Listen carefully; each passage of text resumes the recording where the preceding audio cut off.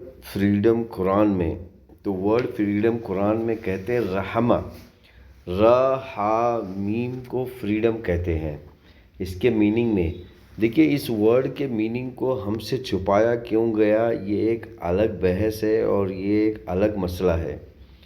लेकिन देखिए, इस वर्ड के मीनिंग को छुपाया क्यों गया है, ये एक अलग बहस है, एक अलग मसला है। लेकिन आज आपको पता चल गया है कि वो रहम का मतलब होता है फ्रीडम, यानी कि आज़ादी।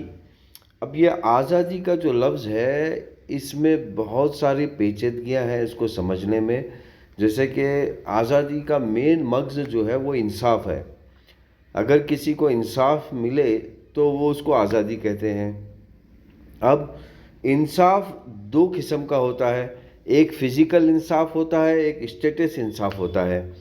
तो अल्लाह ताला ने 1,24,000 पैगंबर के ज़रिए से फ़िज़िकल इंसाफ और स्टेटस इंसाफ दोनों को बरकरार रखा हुआ है। और पैगंबर 1,24,000 पैगंबर, जिसमें संस्कृत ज़बान के भी पैगंबर हैं, उनके ज़रिए से हमें ये आज़ादी का जो लफ्ज़ है ये समझाया है। इसको कैसे करना है, इसको कैसे बरकरार रखना है, ये सब हमें समझाया है। लेकिन हमारे चालाक लोग जो मज़हब के नाम पर अपना एक इमेज बना चुके हैं, उन्होंने हमें चालाकी से कैद कर दिया है दोबारा। तो अगर आपको आज़ादी चाहिए इन मजहबी बनावटी शैतानी लोगों से, तो आपको कुरान पढ़ना होगा। जो कुरान जो है, भगवद गीता, वेदा, पुराणास, उपनिषद, बाइबल, 1,24,000 पैगंबरों की जो किताब है उसका मगज़ है कुरान, यानी कि उसका कंक्लूजन है कुरान। तो आपको आज़ादी मिलेगी।